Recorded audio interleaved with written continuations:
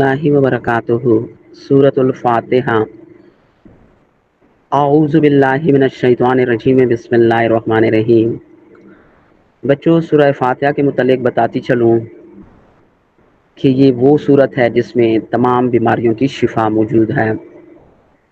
بزرگان دین نے لکھا ہے کہ جو کوئی اپنے مریض کو اس صورت پہ دم کرے گا یا اس کے لیے کوئی پانی دودھ وغیرہ دوائی دم کرے گا تو اللہ تعالیٰ اس میں اس کے لیے افاقہ ڈالے گا، شفا اور آرام دے گا۔ طریقہ یہ ہے کہ 7 دفعہ اس سورت کو بسم اللہ کے ساتھ پڑھنا ہوگا، اور جو پڑھنے والا ہے اپنے اوپر دم کرنے والا ہے وہ تو خود یا سلاموں کا 111 بار ورد رکھے گا سورہ فاتحہ 7 دفعہ پڑھنے کے بعد۔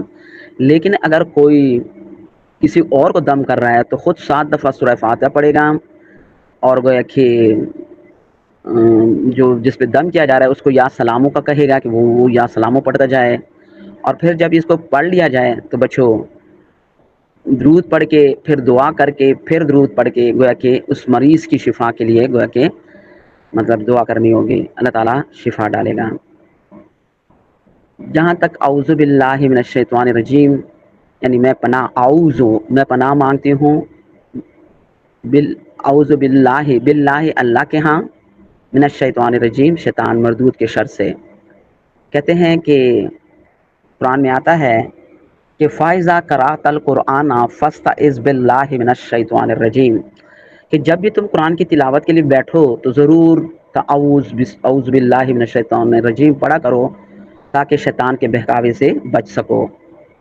اور یہ جب انسان تعوذ پڑھتا ہے تو گویا انتہائی عاجزی اور انکساری اپنی بتاتا ہے اور اللہ تعالیٰ سے دعا کرتا ہے کہ یا اللہ، میری تو اتنی طاقت نہیں ہے کہ میں شیطان مردود کا مقابلہ کر سکوں، اس معاملے میں تو اپنا کرم فرما اور مجھے اس کے بہکاوے سے دور فرما۔ کہتے ہیں کہ جو کوئی فجر کی نماز کے بعد 11 دفعہ اعوذ باللہ پڑھ لے اور پھر اس کے بعد 11 دفعہ سورہ اخلاص پڑھ کے اپنے اوپر دم کرے گا، اللہ سے مدد مانگے گا، تو وہ دن اس کا سارا اللہ تعالیٰ کی حفظ و امان میں ہوگا اور شیطان سے کہ شر سے بہکاوے سے بچ کے رہے گا۔ بسم اللہ الرحمن الرحیم کے متعلق یہ ہے، مطلب تو یہ ہے کہ میں شروع کرتی ہوں اللہ کے نام سے جو بڑا رحمان اور رحیم ہے۔ اس بارے میں آتا ہے کہ جو بھی نیک اور جائز کام ہو تو گویا کہ انسان بندہ مطلب اس کام کو تسمیہ سے شروع کرے، بسم اللہ الرحمن الرحیم سے شروع کرے تو اس کے کام میں اس کے لیے برکت ہوگی، ناکامی اور نامرادی نہیں ہوگی۔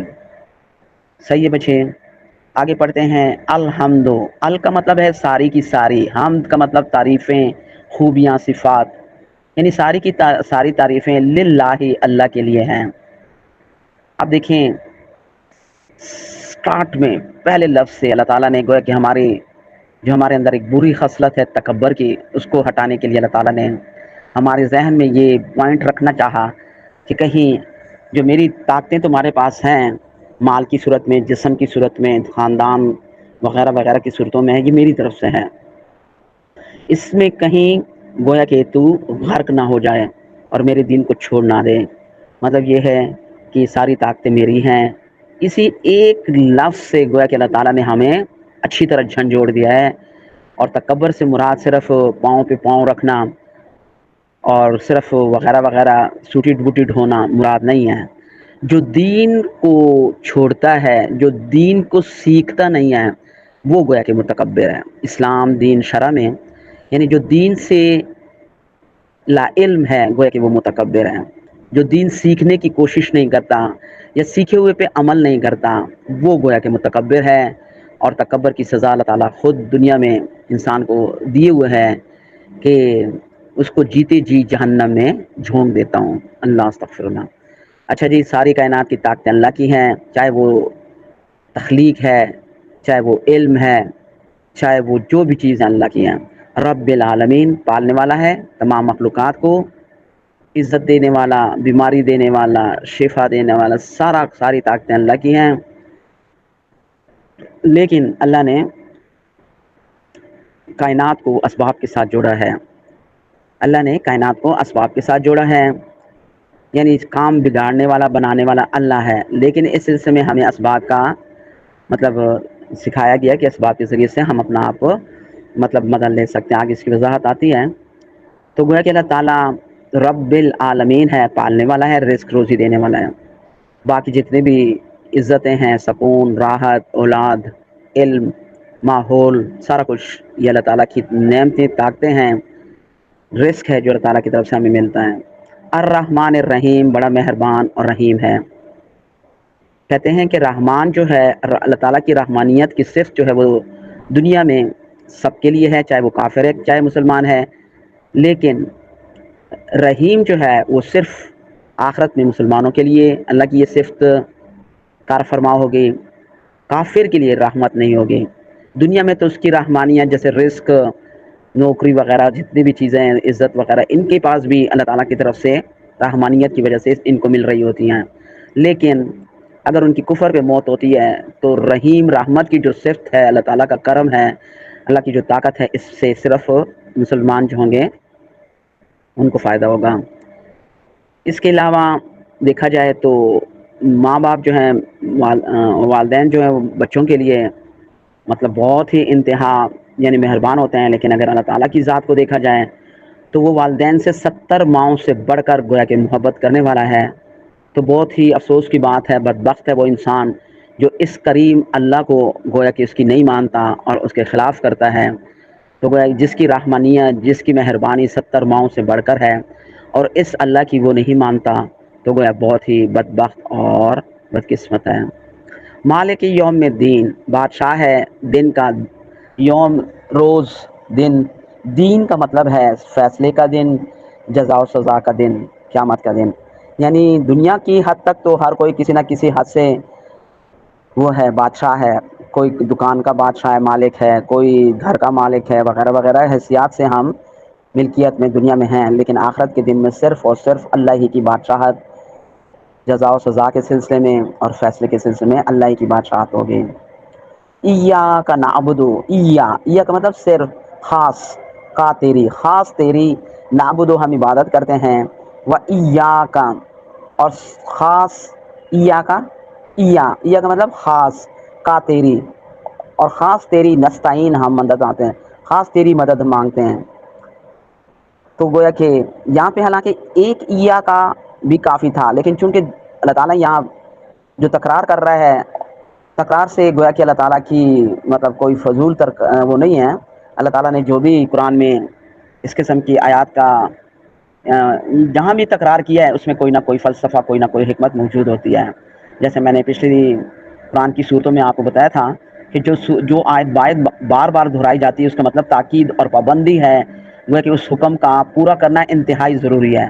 تو یہاں 2 دفعہ ایا کا جو ہے یعنی تکرار، وہ فضول نہیں ہے، فضول تو خیر کوئی چیز بھی نہیں ہے، مطلب وہ عبث نہیں ہے، بلکہ اس کا اپنا فلسفہ، حکمت ہے۔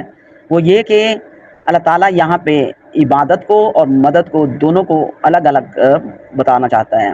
وہ یہ کہ عبادت جو ہے وہ صرف اور صرف خاص اللہ کی جائے گی، اور مدد جو ہے وہ حقیقی مدد تو اللہ تعالیٰ کی طرف سے ہوتی ہے، لیکن اس سلسلے میں، مدد کے سلسلے میں اللہ تعالیٰ کی عطا اور بخشش ہوتی ہے، جو ہم والدین، اساتذہ اور دوسرے دوست احباب سے ہم گویا کہ مدد میں آتے ہیں، مدد لیتے ہیں۔ تو یہاں گویا کہ اللہ تعالیٰ نے یہ وضاحت دے دی کہ عبادت تو کسی کی بھی کرو گے تو شرک میں پڑ جاؤ گے، مشرک بن جاؤ گے۔ تو گویا عبادت تو صرف اور صرف اللہ کی کرو گے، اور دوسری بات یہ کہ مدد کے لیے جہاں تک حقیقی مدد ہے وہ اللہ کی ہے، لیکن اللہ کی عطا بخشش سے ہم دوسروں کی مدد میں خود کو اپنی زندگی کا گزران بناتے ہیں۔ بچے گرامر کے حساب سے ہمیں ترجمہ اصولی طور پہ یہ قاعدہ بتاتا ہے گرامر کا کہ جہاں دعائیہ وہ کلمات ہوں تو وہاں ترجمے کو بھی دعائیہ انداز میں کریں گے۔